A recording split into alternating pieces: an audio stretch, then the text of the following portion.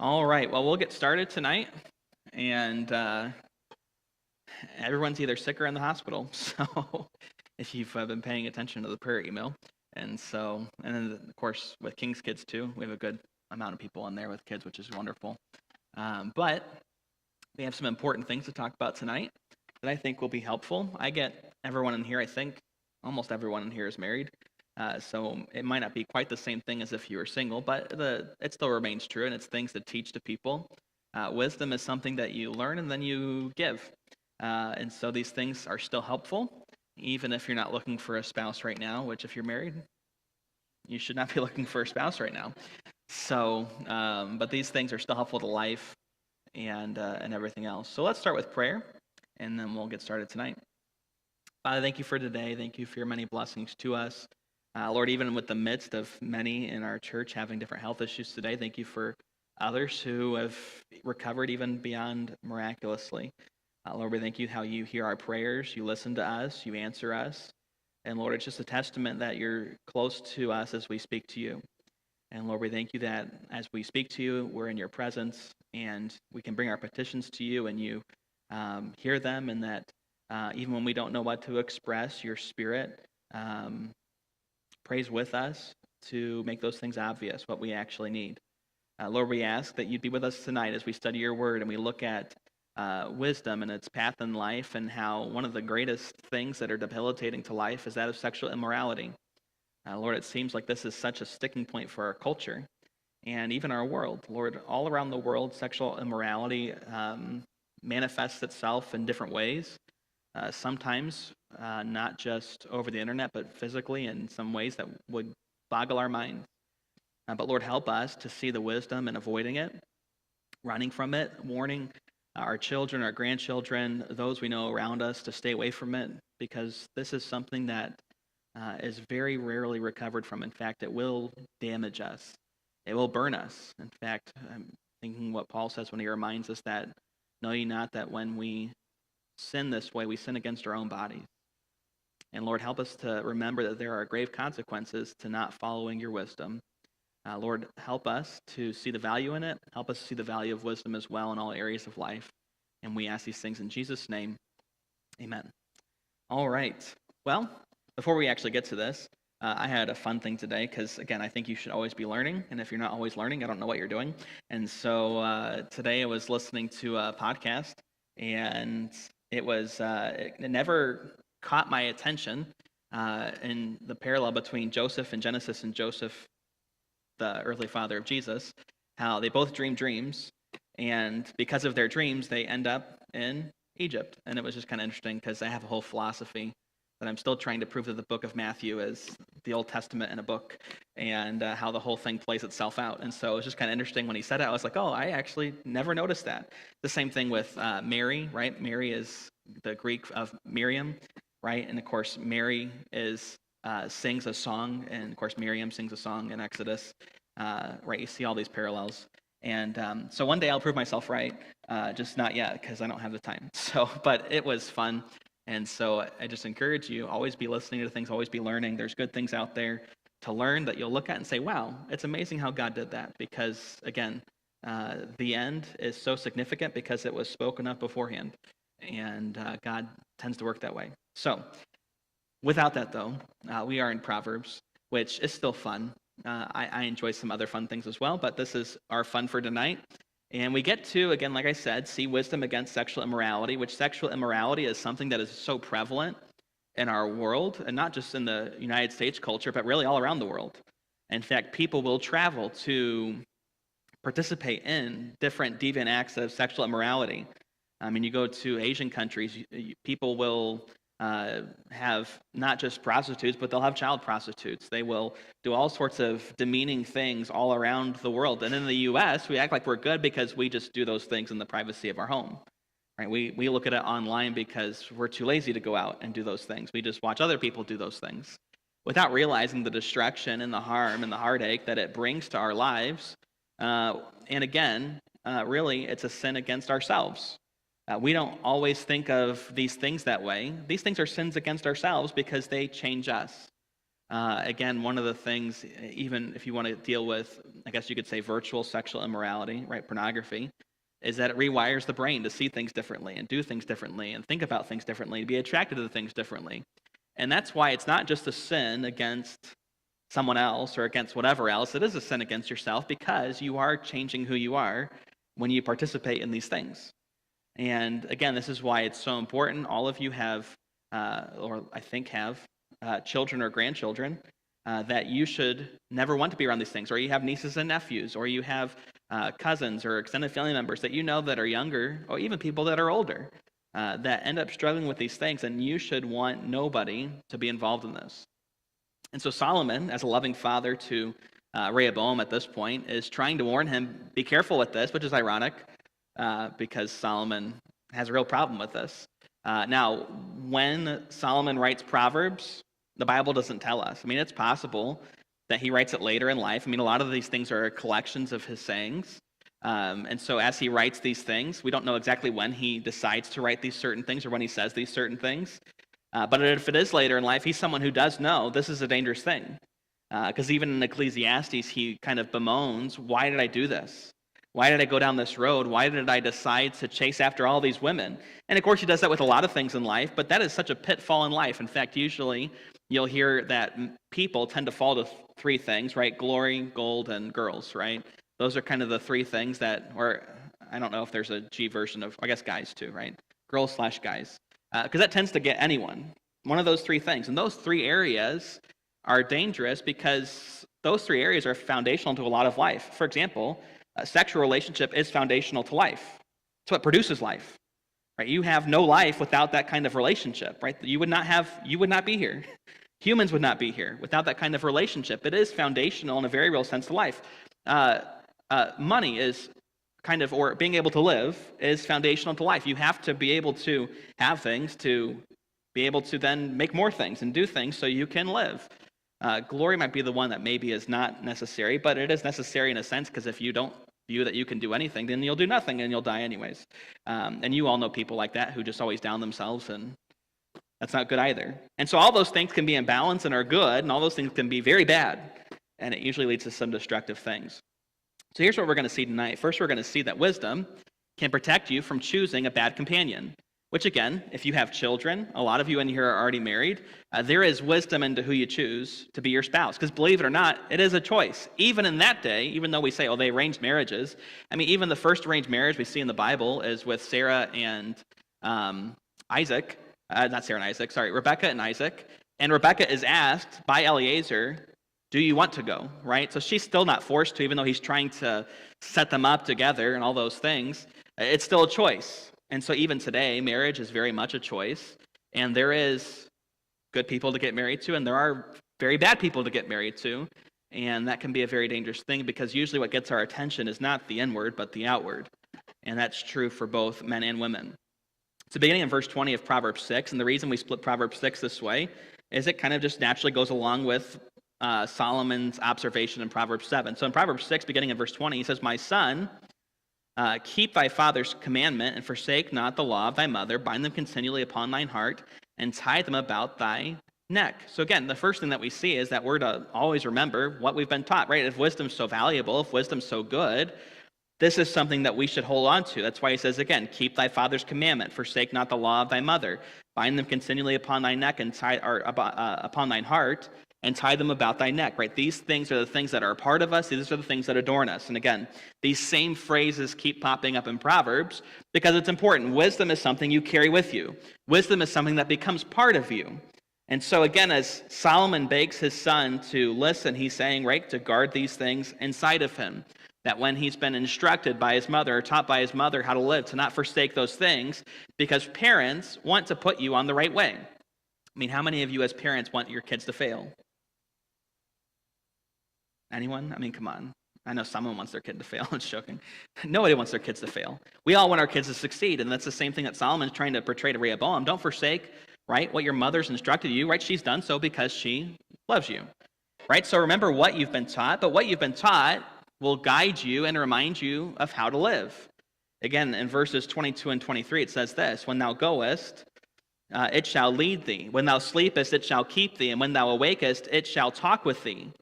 For the commandment is a lamp, and the law is light, and reproofs of instruction are the ways of life.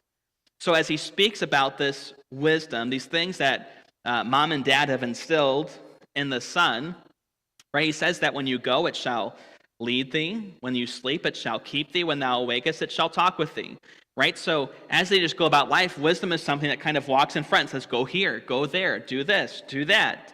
When you sleep, it shall keep thee, right? It protects you, so you can sleep. Again, some people can't sleep because of the foolish way they've lived. Sleep is a gift. Sleep is not guaranteed in life. Sleep tends to come easy to those that live in wisdom and very hard to those that don't. Because again, if you're in debt up to your ears, all you can do is lay there and think, how do I stop this? How do I stop this? How do I stop this? I remember one summer I lived foolishly in the sense that I had some summer classes I had to get done.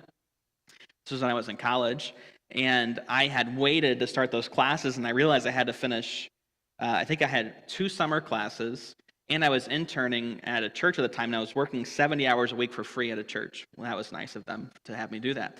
And so I was doing that, plus I have these 2 classes, and I'm staying with a family that I'm supposed to be nice to, and do all these things, and I had, I think, 6 weeks to finish 2 full classes, which, again, maybe now wouldn't be as big of a deal, but back then, that was a really big deal. I remember just sitting there at night, one night, and I was just petrified with fear because I've spent all this money. What if I don't finish? What if I don't get it done? What if I fail and have to retake? What if I have to do all these things? What a waste. And I was petrified with fear because of my own poor planning. What? Because I wasn't wise enough to, right at the beginning of the summer, say, I'm going to start my classes now and do all these things. I had kind of waited a little of the folding hands of sleep, and here I am. And sleep did not come to me until I eventually just begged God, help me to go to sleep. And God kind of calmed my spirit. I got through it. But that shouldn't have had to happen because I was being foolish, not because it had to happen. And so again, it shall protect you when you sleep. And again, when thou awakest, it shall talk with thee.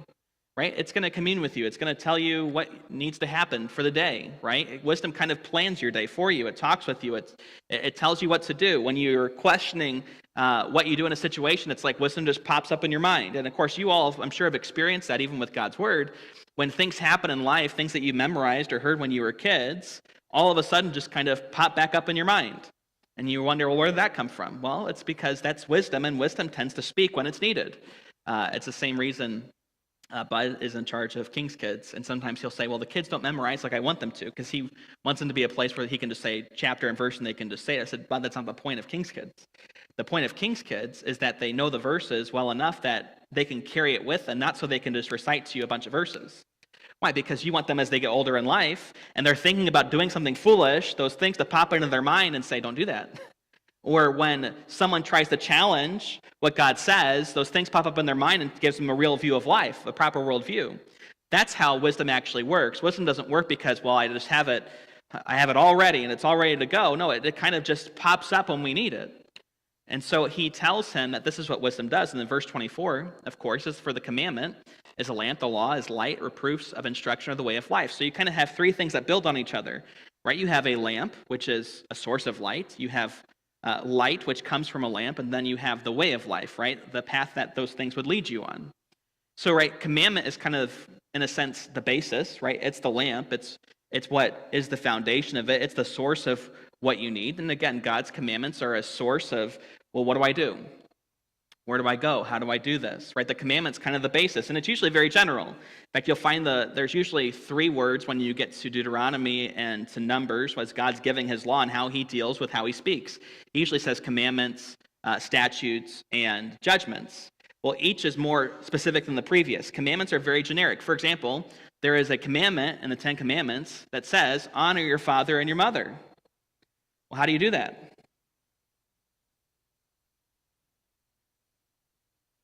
Anybody? Through obedience. What else do you do? Respect. What else? Love. What else? My whole point is we can say what else all night long, because honor your father and mother is what?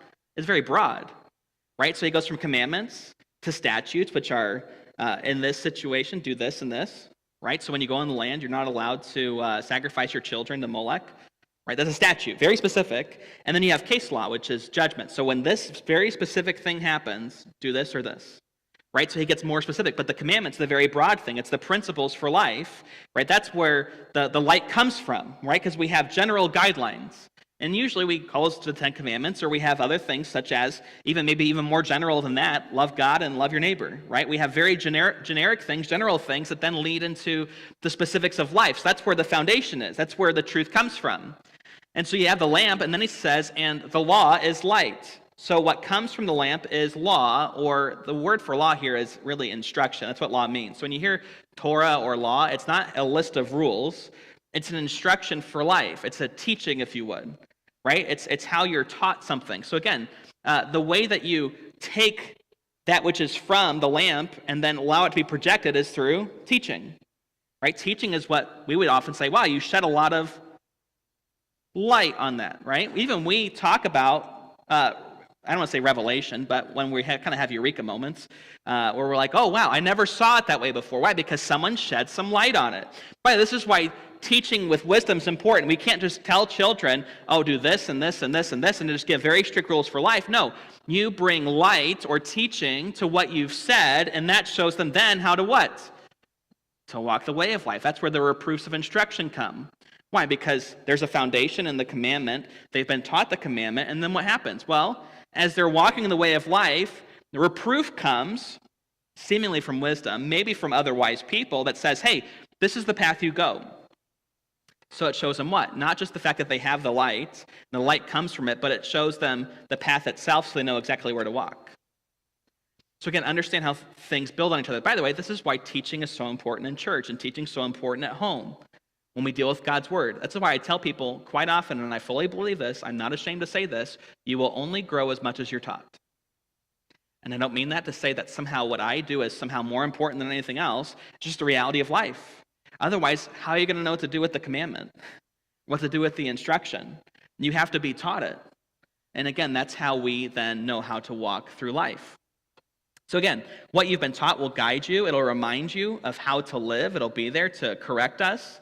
It will protect us from the evil companion. And that's kind of the focus as we get to tonight. Right? There are these evil people out there, companions, you could say spouses, but I kind of said it very generically because, again, nowadays the temptation is just to shack up with people and have companions and not have spouses. And again, that is evil. That is wrong. And so it protects us from even wanting to even engage in a relationship with certain type of people that are going to really bring destruction to our lives. So in verse 24, he says, the purpose of this wisdom is to keep thee from the evil woman, from the flattery of the tongue of a strange woman. Because again, it's not like young men are so strong and so smart that when a really pretty young lady comes up to them and starts talking, they really know what to do. In fact, most young men are dumbfounded. When a really pretty young lady comes up to them and talks to them, they don't know what to do.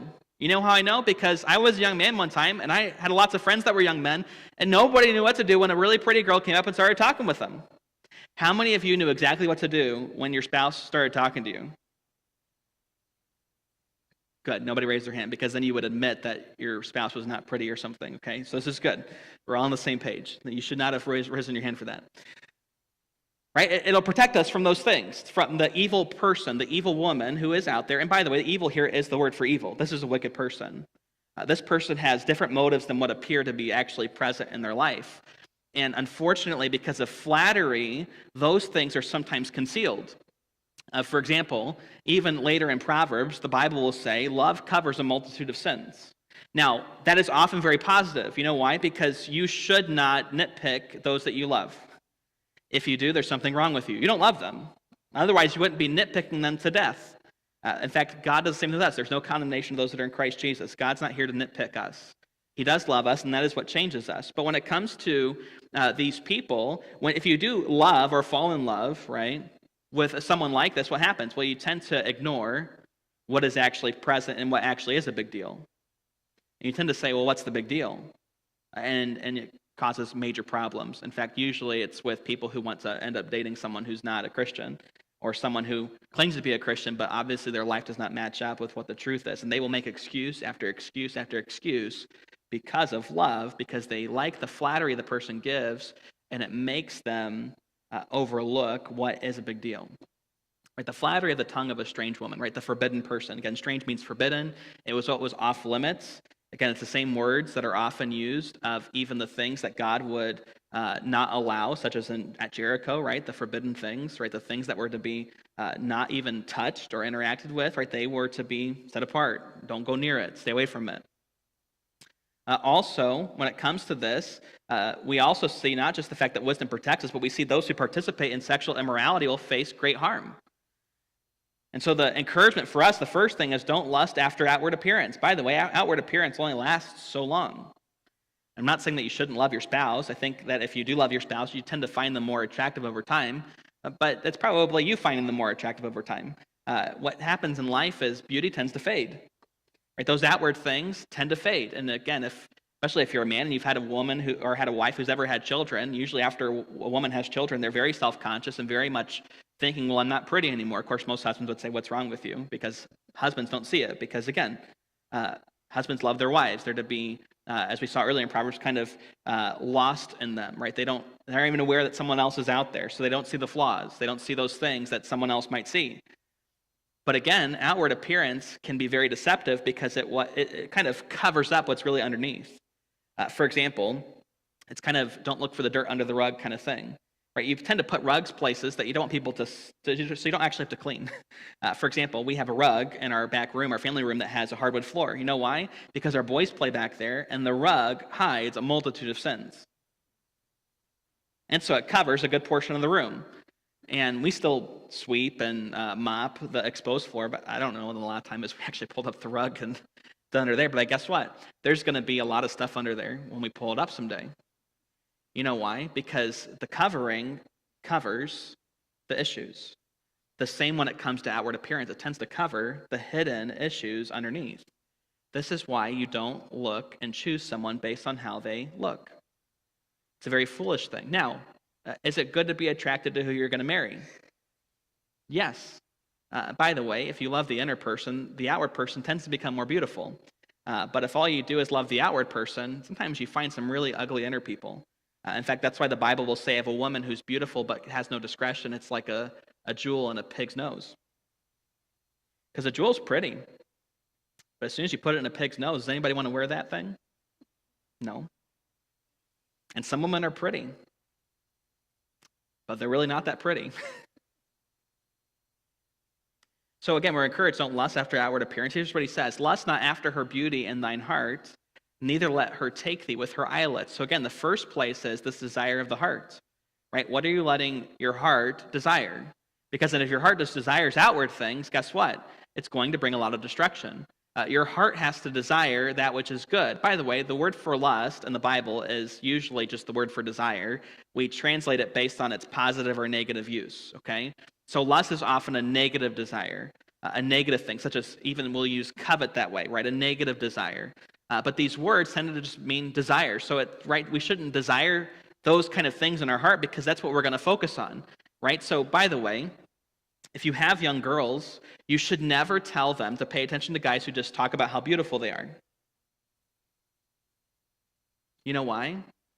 Because you know what it shows? What's his desire? It's just the beauty. What happens if that ever changes? Those guys tend to leave. So if you have daughters or granddaughters, you should encourage them and start warning them now, hey, as you get older and guys start talking to you, don't listen to guys who are just going to compliment your outward looks. And by the way, one way to fix that as a father is you should tell your daughters that they're pretty. You should tell your granddaughters that they're pretty. You know why? Because as other people start to give them the things that they want, that affection, guess what? It's not going to mean a whole lot because dad does that. And grandpa does that. And by the way, not in a perverted way. It's just you should want your daughters to be beautiful. It's not a bad thing. Is beauty a bad thing? No. In fact, God creates everything, so it's very good, right? There's an appealing factor to what he's made. And by the way, there's an appealing factor to what he's made. He's made men and women, and there's appealing things about the fact of the differences between us and the things that God's made about us. But if that's where my heart is focused, that's the issue. And the same thing can be true of young women too with men nowadays, because our culture is very outward focused now. Even women now are taught to be focused on the outward. For example, I often hear as I swipe through Facebook or YouTube or whatever else, you'll hear girls that'll be interviewed and they'll talk about what's your ideal guy. They'll say a guy who's 6'5", and a guy who's ripped, and a guy who makes $300,000 a year. And by the way, there is nobody out there who meets all those things. And what they'll do is they'll turn around. They have like apps, and they'll put it in there and say, because you have statistics on basically most of the population in the world. And statistically, their chance of finding someone like that is 1 in I think it's 100 million or 200 million. As in, there's 3 guys in America like that. Good luck. But they think, well, I'm just so beautiful, I'm so this, I'm so that, because again, they think that they're worth it. And by the way, these women are not worth it. Okay, they're the ring in the pig's nose. Okay. But all that to say, be careful what you desire, because again, those things go. Neither let her take thee with her eyelids. And this is important for young men to be on guard when they're talking with someone, because those things can be a distraction from what's really there. For by the means of a whorish woman, a man is brought to a piece of bread. The adulteress will hunt for the precious life. Again, someone will give up everything, not realizing they are for these kind of people. And they'll be brought to what? A piece of bread. They'll be brought to little value. Right? A man will give himself over to someone, and they will end up with little value by the time that person's done with them. The same with women, with men who are like this. Because again, understand why Solomon deals with men with young women. He's talking to his son. Okay, I had this conversation with my wife a couple weeks ago. It's like, why does Solomon only mention the forbidden woman or the strange woman? Why not the strange man? It's like, well, again, understand who Solomon's talking to. Solomon has a son. He's instructing his son on how to live. But this does go both ways. And so again, sexual immorality will destroy you, and it'll bring your value very low. In fact, we've all seen people who have given up themselves for a little bit of pleasure, and you see the destruction it brings to their life, and it's usually heartbreaking because it's hard to recover from that. It's not impossible, but it's very hard. Second, sexual immorality, it'll burn you. It's a fire. It's something that will harm you. Again, he says this. He says, can a man take fire in his bosom and his clothes not be burned? Again, if you were all to go home today, how many of you have fireplaces in your house? Okay, fireplaces that burn real wood. Is it just me? Am I the only real wood person in here? I am. What a shame.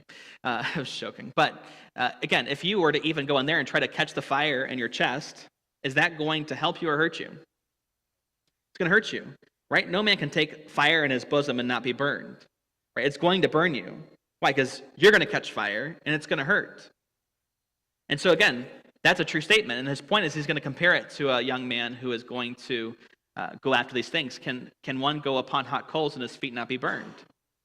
No, and don't just look at the hot coal walker things. Okay, those things are kind of, I don't want to say they're fake, but they're scientifically arranged to not hurt. If you were to actually go on hot coals, for example, usually coals are left over what's from the fire, right, as it's kind of simmering in the fireplace. By the way, that's when the fire's hottest, right? Have you ever touched a coal before? Or opened it and put your hand near that base of the fire? That's where it's the hottest. And guess what? You're going to get burned. It's going to cause you harm. And that's what he compares sexual immorality to. It's like playing with fire. Who would play with fire and expect it not to hurt them? Again, it's a dangerous thing. Furthermore, people might forgive you for something as simple as needing to eat, like a harmless crime. Not that crimes are harmless, but you know what I mean. Again, if someone was starving and they stole a piece of bread, you might have sympathy for that and say, well, I kind of get it. But no one forgives people for being sexually immoral. There's no mercy there. There just isn't. There's something innately built within us that there's no mercy for, especially if it's adultery. Why? Because then the mercy is really gone. Because if you have a husband who really loves his wife and he catches you cheating with his wife, if he's a good husband, he'll probably shoot you. Why? Because he loves his wife. My wife has threatened me, and I've threatened her if we ever caught each other. Well, maybe I shouldn't say this online. You can assume what I'm going to say, okay? I still want to have my guns.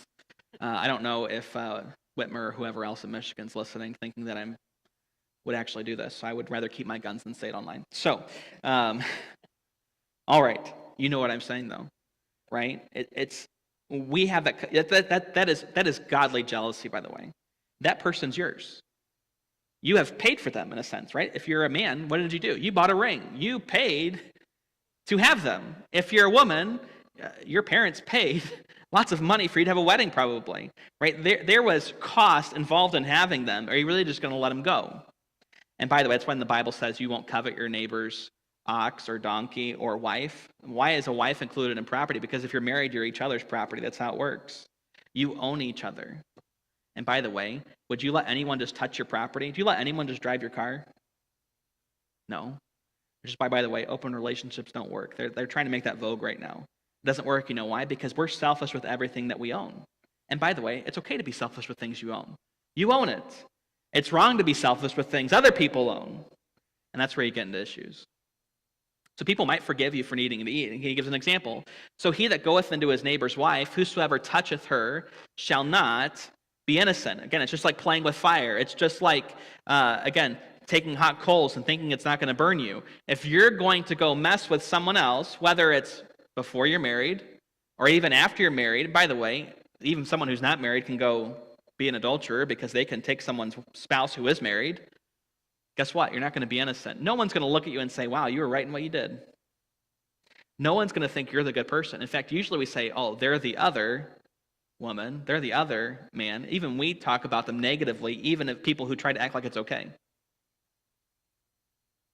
Men do not despise a thief if he steals to satisfy his soul when he's hungry, right? If any of us saw someone trying to steal a loaf of bread because they were starving, would any of us really fault them for it? No, we'd look at them and say, well, maybe I can get that for you, right? You'd feel bad for him.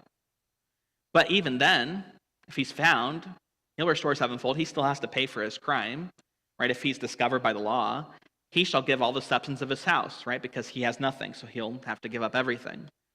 Well, guess what? The one who commits adultery with a woman lacks understanding. He that doeth it destroyeth his own soul. Again, there are grave consequences to committing sexual immorality. Again, first, the Bible says you lack understanding. You don't even seem to know what you're doing. By the way, most people don't know what they're doing. That's why we often say they weren't thinking right or whatever, or we used to say they were thinking with something else, right? Because they're not in their right mind. They lack understanding. They're not doing the right thing. They're not doing the appropriate thing. Who in their right mind would do that? There's lots of single people out there. Why would you cheat? Why would you take what someone else's? And then again, he that doeth it destroyeth his own soul. Again, it does kind of destroy you too. You know why? Because by the time it's done, one, you're going to be left with nothing. And as you participate in these relationships, they all tend to take parts of you. That's just how life is. Right? It's supposed to be a significant relationship, right? You become one flesh. And to become one flesh without the commitment, what are you doing? Well, you keep giving yourself over to other people, and you end up with a very little left of yourself. Again, and by the way, that doesn't just start with a physical union. It starts in the heart with, again, him lusting after the woman. Again, I don't think, and this is not meant to be mean, okay? I don't think it's wise to let teens or children date until they're old enough to get married. You know why? Because you never get that part of yourself back. You tend to give yourself away and give yourself away and give yourself away. And by the way, it kind of creates a culture of uncommitment because everyone who dates today dates seriously. Okay, there was a time when the Simpsons were young, when Moses lived, and there was a time way back then when you would date casually, right? You would go hang out with someone, but you weren't committed. You weren't in a relationship. You were just getting to know each other. And some of you might have lived through periods like that where that was still a thing. By the time I was a teenager, if you dated, it was just serious. It was only serious. There was no, hey, let's just go hang out. Right? If you went to just hang out, you must be dating. For example, even when I was in college, again, I was just always taught to be nice to people and nice to women especially, right? Not in a flirtatious way, just you be the gentleman. So if I had someone that I knew, because again, I wasn't married at the time, and if I was going to hang out with a girl, I would buy her coffee. Well, in the Christian world, that means you're getting married. It's basically an engagement ring. And so my first semester at college, everyone's like, Josh is a player. I'm like, what are you talking about? I haven't dated anyone. Not even doing anything. Right? I took a different girl to each fine arts, I guess, but I took friends. I wasn't going because I was attracted to them. I was like, well, I'm supposed to take a date to fine arts, so do you want to go to fine arts with me? And that's literally what I did, right? There was nothing romantic about it. In fact, my second fine arts, I went with my wife, but I almost didn't go with her because I already asked someone else casually before really we were like, oh, we like each other. And so at first I was like, well, I kind of already asked so-and-so. Well, then I found out that she liked a different guy, and I liked my wife. And it's like, well, why don't I go with the people we really want to go with? And so that all worked out, and I'm married. She's married too, but not to the guy that she went with. So mine worked out much better than hers did. But all that to say, what? There is a reality to those things that as you date, though, you tend to lose parts of yourself. For example, again, then we'll move on. I am the only person my wife has ever dated. And I can tell you, I know this because I see it. And I don't mean it because I'm not committed to my wife, but she looks at me differently than I will ever look at her. She just does. She has this enamoring with me that, again, I dated girls when I was in high school that I wish I had never dated. And not because I had a sexual relationship with any of them, but you never get that like initial infatuation that you have, you never get that back with someone else. And I so wish that I could have maybe that next level of things with my wife, in a sense, where it's like there's no one else to even say, well, yeah, I ever gave my heart to someone else. I can't fully say that. Now, does my wife had most of all that I am? Sure. But I wish that she didn't have to have most of all that I am. Yeah, wish that she could have all that I am. Now, over time, that'll strengthen and grow and all those things. But again, I'm the first guy that she's ever loved. There's something special about that. By the way, I don't think my wife's ever going anywhere. I don't think I'm ever going anywhere either. But as you treat those things seriously, the chances of you going anywhere get much smaller. So as he goes on here, he says, this person not just destroys their own soul. He says, a wound and dishonor shall he get, and his reproach shall not be wiped away. Again, if you do this, no one's going to forget what you did. By the way, this goes not just when it comes to marriage and adultery, it comes to just sexual immorality in general. For example, women nowadays cannot understand why a man would not want to date them if they've slept with 10, 20, 30 people. And you know, I know that because this is how women talk nowadays. You can go listen to them be interviewed, and they'll say, well, I don't understand why a man doesn't want me. I've only slept with 30 guys and have 2 kids. And they can't figure out why that can't be fixed. By the way, it goes the other way too, right? If a man all of a sudden has 5 different kids by 5 different women, they can't understand, well, why does the next person not want me? Because again, it brings a reproach to you that can't be fixed. You can't wipe it away. Now, can God forgive sin? Yes. Can God change lives? Yes. My point is that those things, people from a worldly perspective will look at that and say, I don't know if I want to be with that. I don't know if that can be fixed. I don't know if I want to date someone like that. So again, it makes life very difficult. Verse 34, for jealousy is the rage of a man. So now we're dealing with even the person who decides to take someone else's wife. Guess what? What really stirs a man up when you touch what's his? For example, how many of you have electronics? Or even how many of you have vehicles that you like even? Vehicles, electronics, maybe you have guns that you like. For example, my sons know not to touch anything that is electronic in my house. You know why? Because they'll break it. That's what children do. And they know not to touch it. And so what? Jealousy is the rage of a man. That's yours as a family, but that's mine. I know you're going to break it. Don't touch it. And by the way, how much more someone's wife or someone's spouse? Again, for men, those jealousy things is what makes us riled up. Because therefore, he will not spare on the day of vengeance. Again, if you do this, don't be surprised when the man comes in with a gun and shoots you. Or whatever else might happen. And by the way, maybe this shows how weak men in our society are, that they don't even act that way anymore.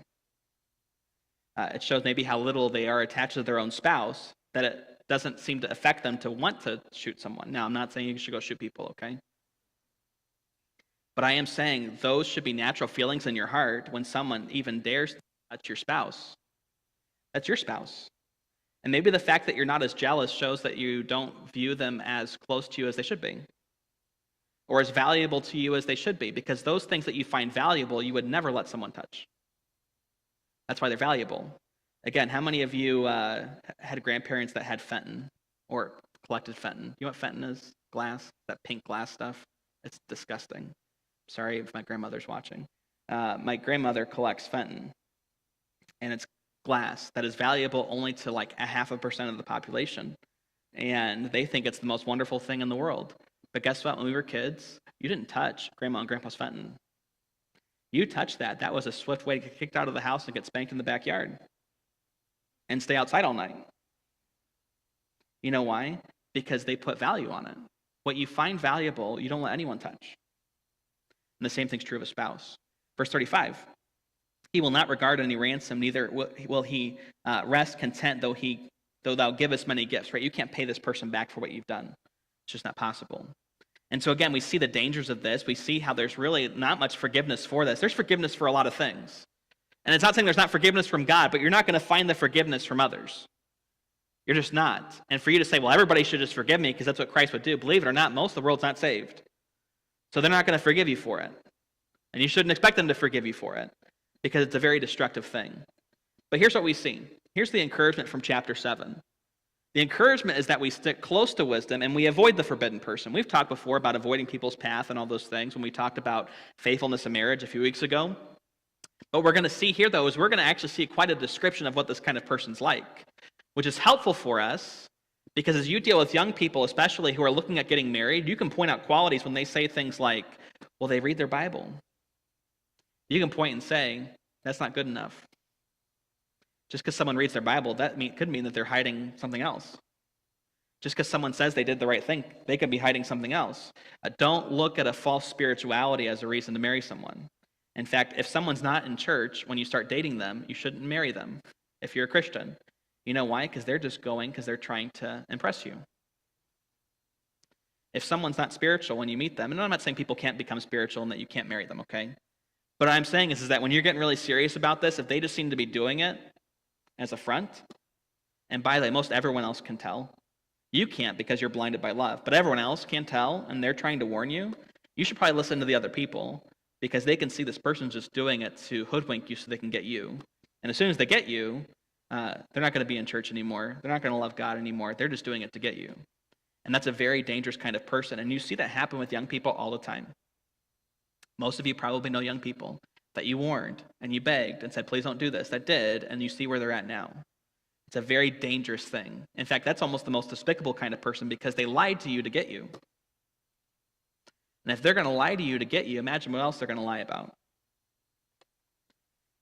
So here's the encouragement. Well, we keep wisdom close, right? Because again, if there's others who are trying to speak to us and flatter us, well, again, we've already heard that wisdom speaks to us. So what does that mean? Well, wisdom gets to be closer to me than those people do.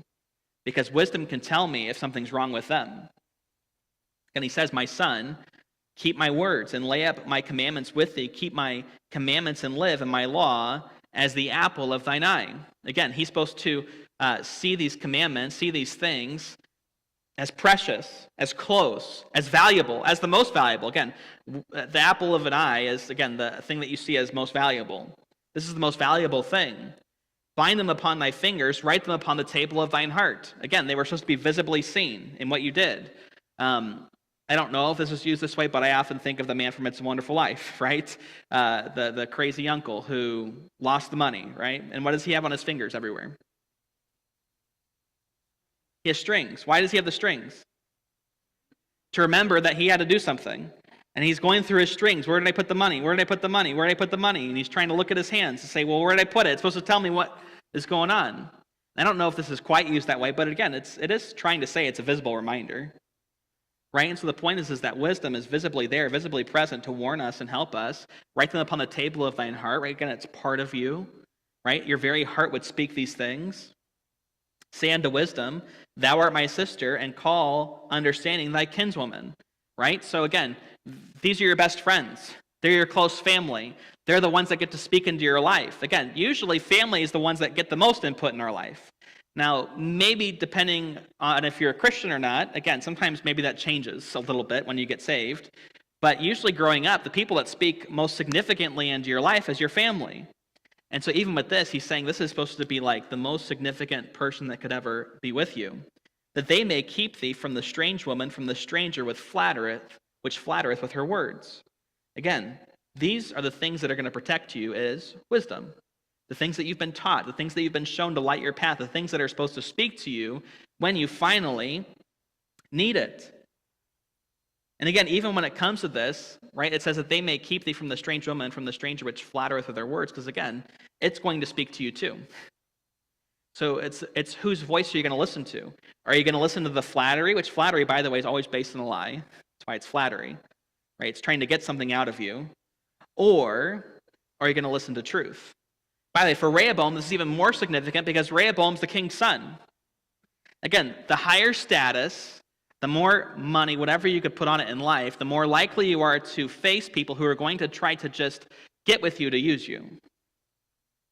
Now, maybe we're all lucky that most of us are probably poor, because poor people tend to marry more for love than for use. But you can see why it's a big deal. The more you have, be very careful. By the way, this is true for Americans in general. Okay, we're all very rich because we're Americans. American men, it's becoming a trend that they're going overseas to find their wives. Guess what? It's very easy to find a wife. You know why? Because they want your money. Not because they think you're attractive. In fact, this happened to, I think it was my uncle. He was in the military, and he married a woman. I don't know if it was Vietnam or something like that, but he married her. As soon as she got her papers to immigrate to the U.S., she divorced him. You know why? She used him and flattered him to what? To get what she really wanted. And then he was left without a spouse and a divorce agreement. And guess what? I don't know what she got from it. Never asked him. Probably never will. But I'm sure she got something, because that just tends to be how divorce works. So again, you want to keep wisdom close, because two things are going to speak into your life. What are you going to listen to? Also, understand what the forbidden person's like. And it's important for us, again, know your enemy. You should be able to identify your enemy. When my dad fought in Desert Storm, again, I guess he didn't fight, he was in Saudi Arabia, and he would tell them, based on images, who the enemy was and where they should send their planes to bomb. That's what my dad did in Desert Storm. And so as he's looking at images, right, you see descriptions, you might see markers to see what? Oh, that's the enemy. The same with airplanes, right? Airplanes during World War II had different markings on them, so you could see, well, who's American, who's British, who's German, who's this, who's that. Why? Because you didn't want to shoot your friend. You wanted to shoot your enemies. So it's important for you to know what the enemy looks like so you shoot the right thing. And the same thing's true when it comes to the forbidden person, because they're going to try to make themselves up as if they're not your enemy, but you want to be aware that they are, and the things that they'll use to try to infiltrate your life.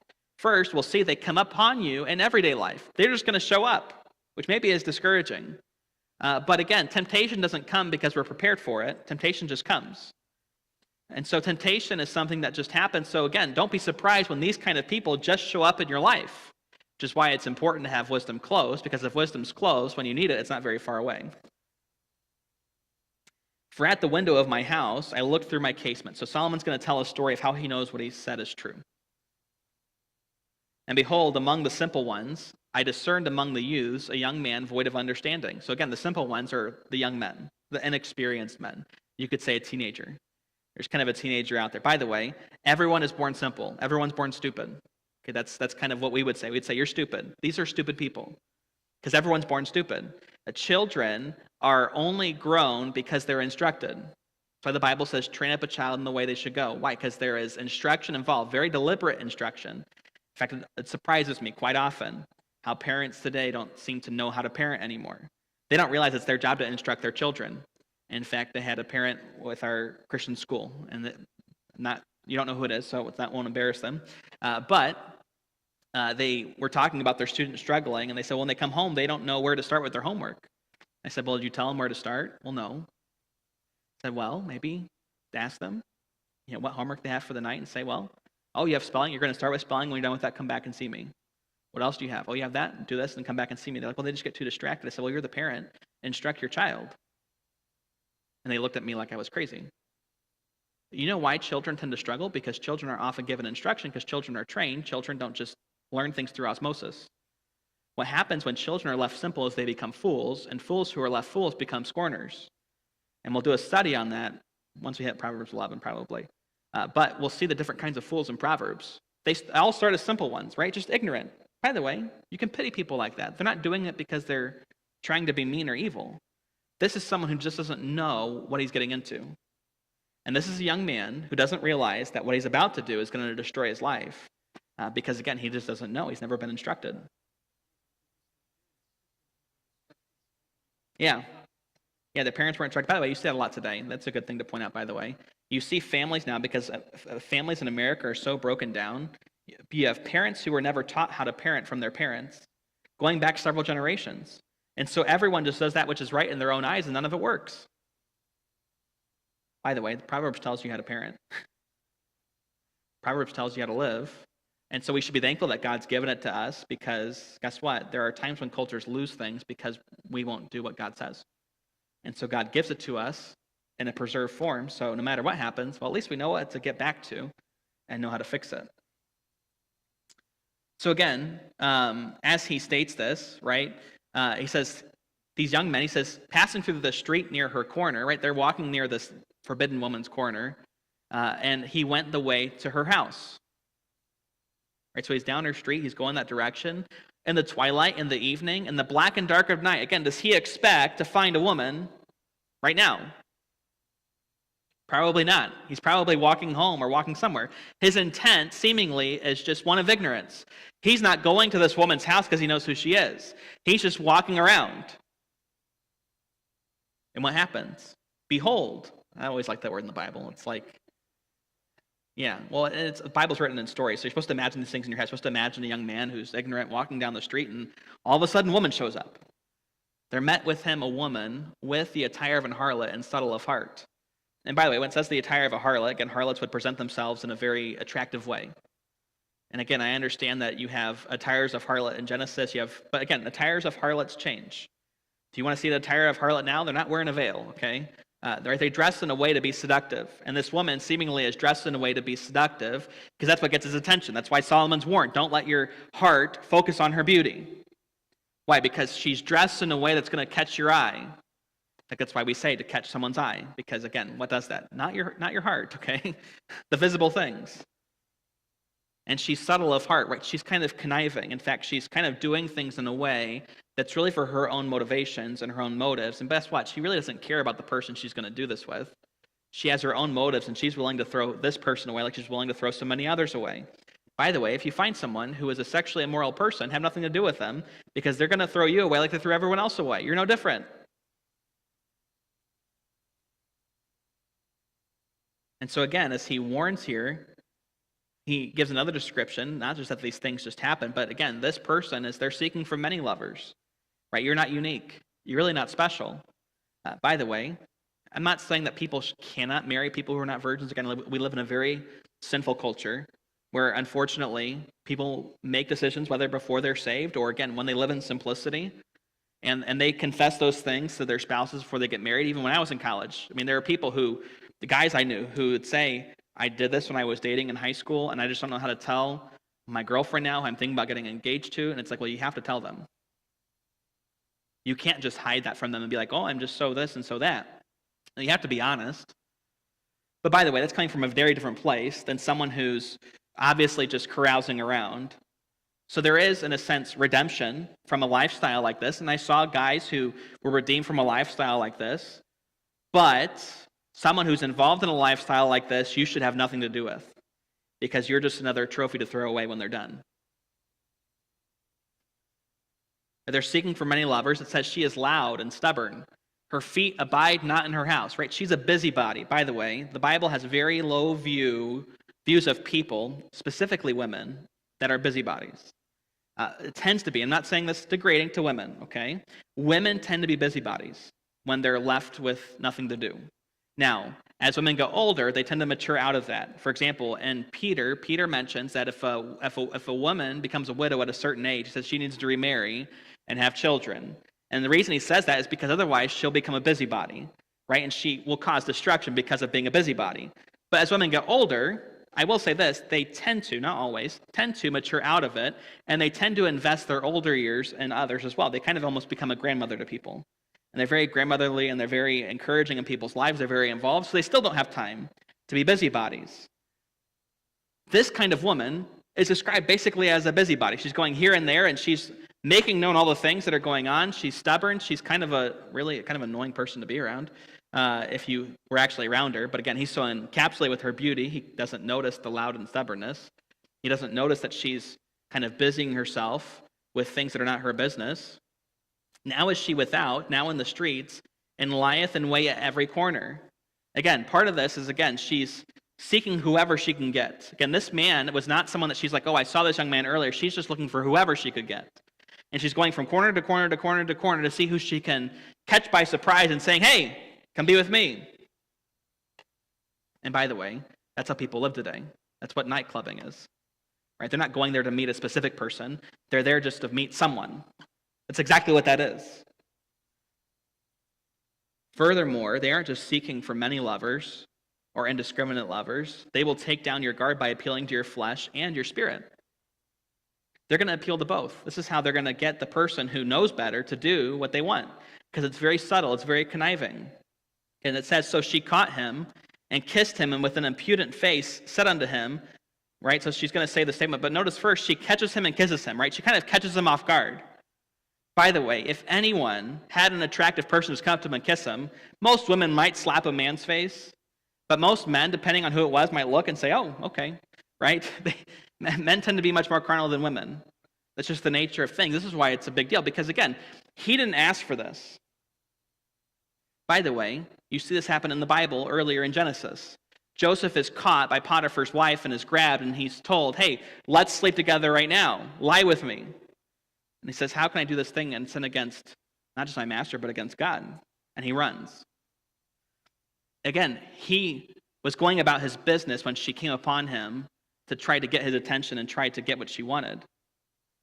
And my whole point is again, he's caught off guard, so what's going to happen? Well, verse 14, here's her excuse. I have peace offerings with me. This day have I paid my vows. Again, she kind of presents herself as one who does spiritual things, right? I've done my peace offerings. I've paid my vows, right? I'm obligated to no one. I've done the spiritual things. Because again, that's what a spiritual person did in that culture, right? If you have your peace offerings, then you've been to the temple. If you've paid your vows, you've been to the temple. So what? They're kind of presenting themselves, honestly, in kind of a false piety, right? A false spirituality. Because again, Rehoboam knows the fear of the Lord's the beginning of wisdom. So doesn't it make sense that someone who wants to get in to his life would try to present themselves as someone who also supposedly fears the Lord? And you know what so often happens, and you see it with young people. And again, this is why you should warn your children and grandchildren and people you know who are looking at getting married or dating or whatever else. Again, if someone is just getting interested or trying to act spiritual, but everything else seems to be wrong, that spirituality is fake. Again, happens to young people all the time. And it happens to people that I'm sure you've seen. It's happened to people I've known, where they get involved with someone and they either start coming to church or they act like they do go to church, but they really don't. Or they act like they're reading their Bible, but they really don't. Or they act like they do pray and they really don't. But they do it in front of the person when they see them. And so, well, look, they're spiritual. They love God. They love God enough that I can marry them. It's like, well, they're really not adding to your spiritual walk. They're really not adding to your spiritual life. Maybe they really don't love God that much. Because someone who loves God, you think that they would add to it. Not just something you have to check into and make sure they're doing it. So guess what ends up happening usually? You see people like this, they get involved, they end up often getting married, or they don't get married at all. That person will just convince them to sleep with them and then leave them to the side beforehand. But they might get married, and then what happens? So they live a life that's not for God at all because this person tricked them. So even this woman is presented as someone who's a trickster. So I'm saying this to say, just because someone appears to be spiritual doesn't mean they are. And you have to instill that in teenagers and children as they're growing up and warning them and saying, hey, just because someone appears to be spiritual does not mean that you should give your heart to them and marry them. Right? You want to see a life of fidelity. And that's why, I guess, college for us was a good thing because it made us kind of wait those few years to get married and watch each other live. And guess what? Over years, it's easy to see if someone's fake. But usually when people are really encapsulated by love, they want to get married tomorrow. And by the way, is it wrong to get married tomorrow? Not really. It's not a wrong thing. In fact, the Bible does say it's better to marry than to burn, right, with desire. Right? That can be a very punishing thing, to sit there and want to be married and not. But again, you got to make sure. And just because someone appears spiritual doesn't mean they really are. They could be this kind of person. Therefore came I forth to meet thee, diligently to seek thy face. Oh, sorry. I think we skipped something. No, we got it right. Did I skip something? Oh, the flesh and spirit, sorry. Therefore came I forth to meet thee, diligently to seek thy face, and I have found thee. And I guess I kind of skipped my actual outline here because I was looking at the verses. But, right, I mentioned they'll appeal physically to you, right? She kissed them, she did those things. They'll act religious towards you, right? They're going to say, look, I'm spiritual to these things. And they'll make it seem like you're the most important person in the world. By the way, if you're married to someone, should you be the most important person in the world to them in a sense? Sure. But again, it's a feigned thing, right? I sought you diligently. By the way, did she actually seek him diligently? No, she was looking anywhere for anyone. She really wasn't looking for him, but she made it seem in the moment, oh, I've just been looking for you. Just you. I saw you earlier out there, and wow, I just couldn't wait to come see you. By the way, if you just meet someone for the first time and they act like you're all that in the world, they're not someone you should ever trust, because obviously you shouldn't think someone's all the bee's knees when you first meet them. They're obviously trying to connive you. Furthermore, they'll entice you with a plan for pleasure. This is what she does. I've decked my bed with coverings of tapestry, with carved works, with fine linen of Egypt, right? Everything's ready. And then she goes on, I perfume my bed with myrrh, aloes, and cinnamon, right? So it smells nice in there too. Come, let us take our fill of love until the morning. Let us solace ourselves with loves, right? Let's just be with each other all night long. I've prepared it all for you. And by the way, that's usually how people act with this, right? And it never occurs this way, right? We're going to be with each other all night. One, never happens. So there's disappointment already by the time that they finish whatever they're doing, and they're like, well, that didn't happen the way they thought. And then two, there's the destruction it brings afterwards, because there's heartache. There's really no commitment. There's really no true love there. They're just trying to get with each other. And again, the primary scene for this in our culture is, again, usually the nightclubbing scene, because people are literally showing up just to sleep with each other.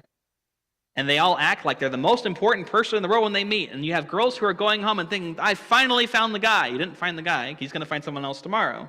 Or guys thinking, I finally found the girl. You didn't find the girl. She's going to find someone else tomorrow. Because again, there's no true commitment there. For the goodman is not at home. He has gone on a long journey, right? It's safe to be here, right? The goodman's the protector of the house, right? So you could look at this as a husband or even as a father, okay? The father or husband's the goodman, right? He's the protector. Jesus even says that in Luke when he talks about, right, when with the demons who would come in and possess a man again if he didn't have the house with the goodman in it, right? The goodman wasn't there to protect, and so they came in and caused more problems. And of course, the goodman there is Jesus, right? If you get rid of the things but don't bring in Jesus, well, those things are going to come back with a vengeance. And they tend to come back with a vengeance. But again, even here, the goodman is probably either the husband or the father, right? So it's, well, my house is empty. There's no one here to stop us. So you don't have to worry about what's going to happen. It's all safe. We'll have a great time. But if anybody tells you you'll have a great time with anything in life, they're probably lying. He hath taken a bag of money with him. He will come home at the day appointed, right? He's not going to come home early. We'll be safe. Furthermore, they'll fool you with destructive flattery.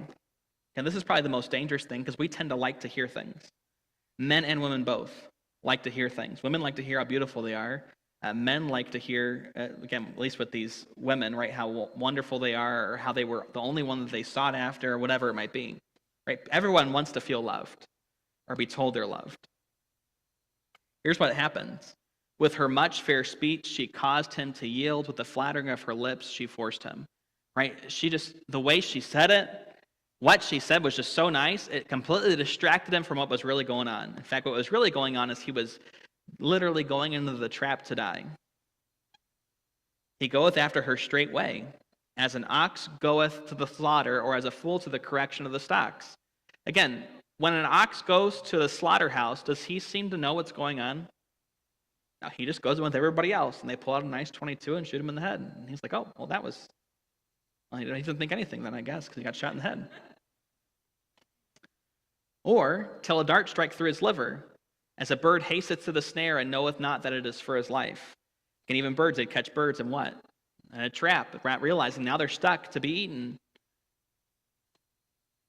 So again, the flattery is a trap to destroy you. By the way, if people, all they do is flatter you, it might not be a genuine relationship. And if someone, when you first meet them, all they do is flatter you, they really don't want to get to know you, there's an ulterior motive. Here's what he says. Don't forget the destruction that sexual immorality brings. Because again, it is destructive. The fact that it's destructive should make us not want to do it. In fact, I often say, when I was growing up, I watched all my other siblings and all the choices they made first. You know why? I got to learn what not to do. There is a benefit to being the youngest child, by the way. And it's not because mom and dad spoil you. You might say, well, they do spoil you. No, mom and dad are just lived more life, so they're better off. It's not my fault you were born early, okay? You should have come later, okay? But what ends up happening is this, is that you get to watch what other people go through, so you decide, I don't want to do that. I saw what happened. And so why does Solomon give all these descriptions? Why? So you can visualize in your mind, this is what happens to someone who does this. Why? Because you should visualize the destruction to say, I don't ever want to do that. I don't ever want to participate in that. And so when the temptation comes to do it, wisdom whispers, or maybe even screams in your ear, don't do that. This is what happens if you do that. Here's what he says when it comes to this kind of person. It says, hearken unto me now, therefore, O ye children, and attend to the words of my mouth. Because again, he's talking to inexperienced people. He's trying to warn them before they make the mistake. By the way, is the warning still needed after you do it? Sure. But it's definitely needed before you do it, because you don't have to have the hurt to begin with. By the way, if you have children, or you know people who are young, who've not lived life yet, you should be telling them wisdom. Why? Because you don't want them to experience the hurt of life. You have to hate someone to not tell them the dangers of life. Let not thine heart decline to her ways, go not astray in her paths. Right? So don't have your heart decide to bend to what she wants, to desire what she desires, right? Have your heart what? Guarded. In fact, he said that earlier in Proverbs, right? Keep your heart with all diligence, for out of it are the issues of life, right? Your heart should be a guarded fortress that just because someone tries to say something, it shouldn't be able to get in to actually entice anything. Again, when you know someone, until you can trust them, you should have, in a sense, a guarded heart. Not because you don't want to love people, not because you don't want to care for them like Jesus did, but because until you know them, you don't really know if they should have your heart. By the way, should you keep your heart guarded from people forever, in a sense? Probably not, in a sense. Like with your spouse, I would not say you should be on guard. I mean, you should, and be on guard in wisdom. So if your spouse gives you bad wisdom, you can say, well, we're not doing that. We're going to do this. But, and again, in a very real way with this kind of person, you should just be on guard in general until you know what's going on. And by the way, if he was on guard, he wouldn't be trapped by her because he'd realize what stupidity it is. For she hath cast down many wounded. Yea, many strong men have been slain by her. Again, this guy is not the first. And by the way, these kind of people, usually the person who's first subjected is well long ago. At this point, this guy's not the first. And what? It's just one after another, and their lives are destroyed by these kind of people. And many strong men have been slain by her.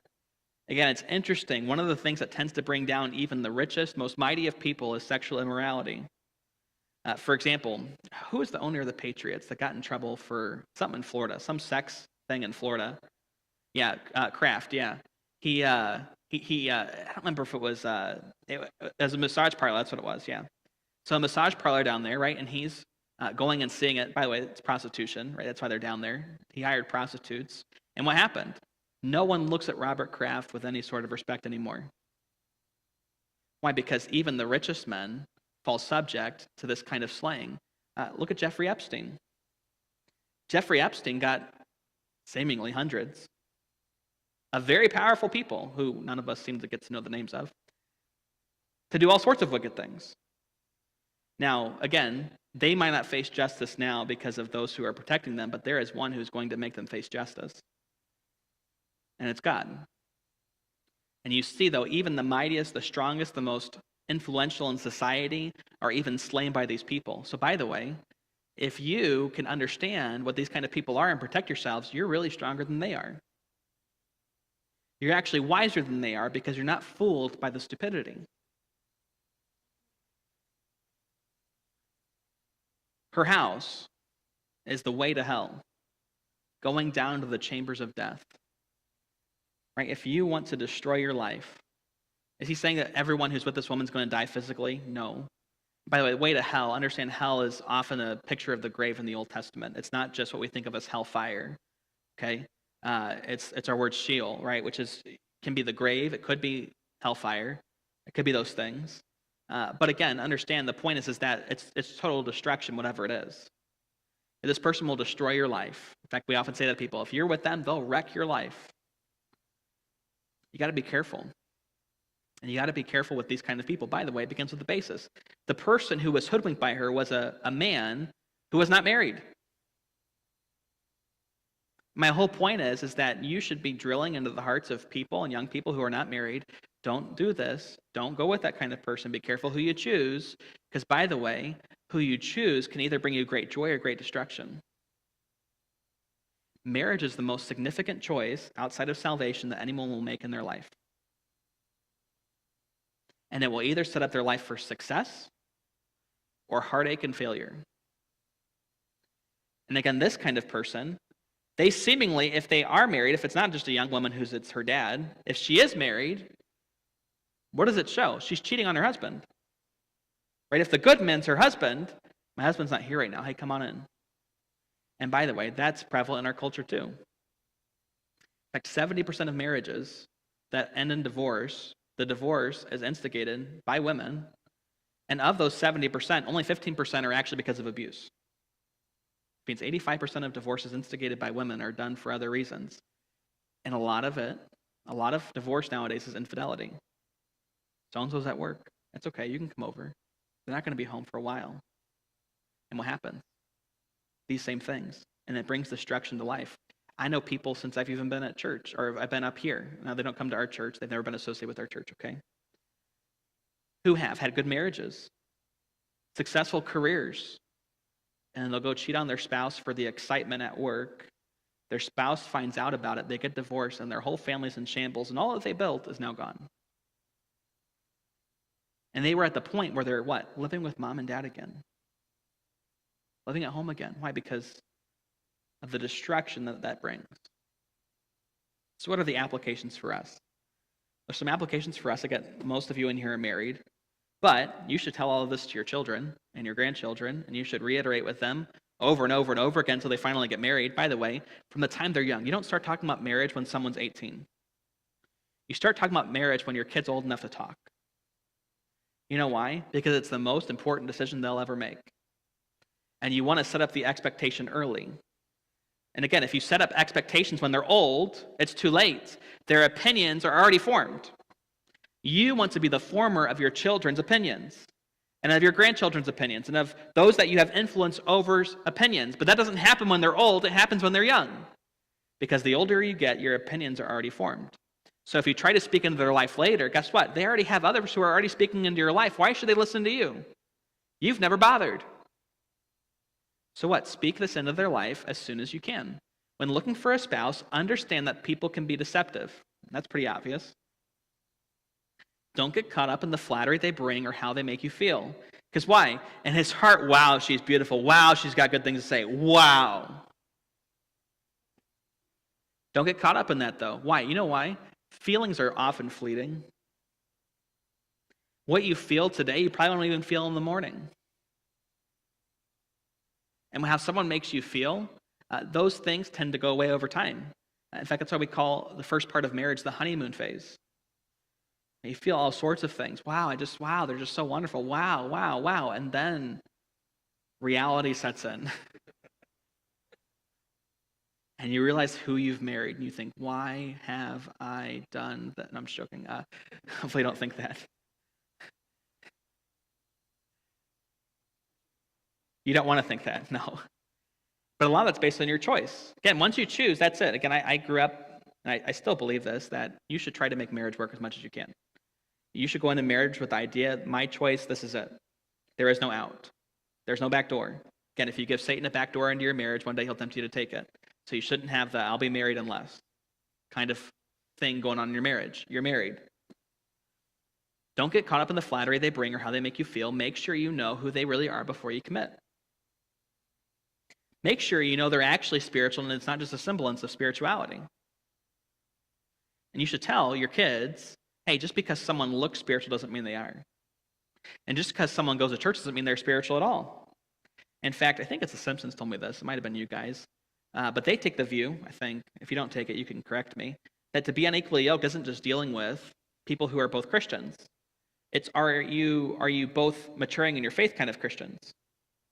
You know why? Because if someone just claims to be a Christian and they're not doing anything for God and you marry them, they're going to drag you down and you're going to go every wayward place in life. Second, don't be hoodwinked by the empty promises of sexual immorality. Again, it promises big things. Again, she's like, we're going to make love till tomorrow. No, they're not. Okay? Promises big things. Promises excitement. It promises joy, but as soon as it's over, Well, now that joy is gone because now reality sets back in. It might seem pleasurable for the moment, but it will bring destruction. And if you're married, it's going to bring destruction to your whole family. You have more to lose. By the way, if you're married, you have more to lose. And you shouldn't want to lose it. Learn as much as you can of God's word because it will remain with you to guide you as these temptations unexpectedly arise. And we talked about how the commandment was the lamp and the instruction was the light and how the reproof was the way to go. If that's true and that's how wisdom works, there is a principle also in this passage beyond that of sexual immorality that I should want to learn as much as I can of God's word because it's going to stay with me to what? To talk to me, to tell me what to do, to guide me because temptations aren't just going to come because I expect them to come. Again, she came to him when he didn't expect it. She just showed up and threw herself on him.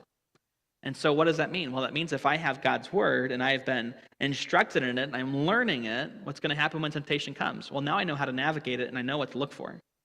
And I know that person who's trying to flatter me is actually my enemy. And that person who's trying to seduce me is actually my enemy, not my friend. And definitely not someone I should pour my soul into. All right, any questions?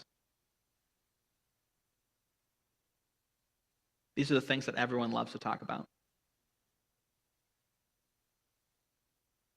Well, we only have a few more chapters of, I don't want to say regular Proverbs, but once you hit Proverbs 10, they tend to split up more into themes than into actual. It is there in the sense of they build off each other, but we don't speak that language. It's built off of sound and thoughts and things like that, and it's a lot harder for us to do as Americans. The easier thing, maybe this is the lazy way for me out of this, is to just take the themes that remain in Proverbs and then do whole studies on those themes. And I talk about those different things. For example, the kind of fools in life. There's three kinds of fools in Proverbs. So when you interact with a fool, what do you do? When you interact with a simpleton, what do you do? With a scorner, what's that kind of person like? And again, it shows us how to interact in life. That's probably how we'll do the rest of Proverbs, unless for some reason I have a eureka moment that it's like, oh, this fully makes sense in how to do this. I've not hit that yet. And so I'd rather give you something that is instructive and cohesive instead of something that seems like I'm just shooting a shotgun at you every Wednesday night for the next 20 weeks. Because I don't think that's as helpful because there's going to be a lot of overlap. And sometimes those things are better seen in our eyes. I'm not saying, again, God gave his word perfectly. You know me, I tend to go verse by verse through things, but this is an area where it might be more beneficial to look at it a little more topically than I would normally. So if you're offended by that, I'm sorry. I'm not a perfect pastor. You can fire me at the next business meeting. So, what? I have to wait that long? Yeah. Whew.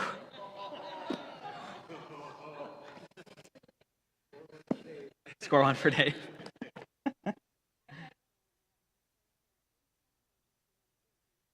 Yeah.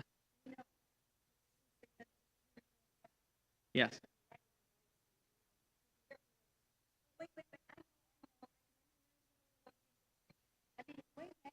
Yeah.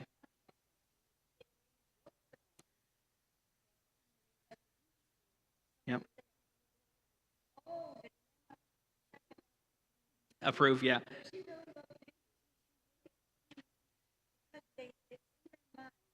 Yeah. Yeah. And if you speak truth when kids are young, they don't forget it. It's as they age, if you wait, again, I tell this people all the time, if you wait to discipline a kid till they're a teenager, it gets really hard. If you discipline them when they're 1, people might say, well, why are you, again, my son's 1, I slap his hand. Yeah. Praise the Lord for that. We give what we call timeouts, which is our way of speaking of other things. And again, the government, you can come for me, but you don't know what it is. I didn't say it. And so, but we love our children, but our children listen to us. Our children obey. Our children aren't perfect. But my point is that it's much easier to get them to trust me now and to listen now. Because if I wait too long, guess what? They'll never listen to you. And it's much easier to make life seemingly hurt now, but really, if in the grand scheme of things, like when I was a child, I don't think I even got a spanking after the age of 6. I didn't need it anymore. But the reality is that we listened to our parents. They didn't have to go later in life and somehow course correct and radically change things. And we all turned out fine. None of us are seeing a therapist. Well, I have one sister, she's a therapist. She's in the middle of deconstructing her faith. That's a different reason. That's not because of trauma. Well, that she might say it's trauma. It's not trauma. None of us were ever abused as children. None of us were ever beat. Again, people who know how to discipline kids don't beat kids. Beating children is wrong. Doing things like that is wrong. But there is a proper way to have consequences. So we have laws on books, by the way. Laws are consistent things. And the consequences on law books are consistent things. That's why you have a range of this long to this long. You know why? Because you can show mercy or you can do the worst punishment. But the reality is there's a limit. And I think parents should limit themselves into where they'll go. But depending on the offense, you might have to be on the more hard limit. Might be softer. For example, I'm going to tell Micah no first. That's the soft thing. If he doesn't listen to the correction, then we'll move on. But I'm just saying it works, and I get that's not a popular thing today. People look at that as evil. It's not. My son, in fact, you'll see him. Wait until 8 o'clock. If you wait around until 8 o'clock, you'll see both my boys. They'll run right in here. They'll say, "Daddy," and they'll give me a hug. And I don't think they're scared of me. They love me. They're excited when I'm home with them. I say all that to say it's much easier to speak truth now, because if you do it now, they'll remember. And it's more impactful. Correct. Yeah, I use the same example with school, not because we don't spank in school, but the challenge of school. It's better to put challenges in your children's lives that they can overcome now that will grow them, so when the world puts challenges in their lives, it's not a big deal, because the world will not forgive them for their failures. You can put challenges in their lives that they can overcome that will show them how to grow, and the consequence of failing is much less than when in life when you lose your job and you're homeless. So again, that's wisdom. Wisdom is easier to receive when they're younger than when you wait. All right.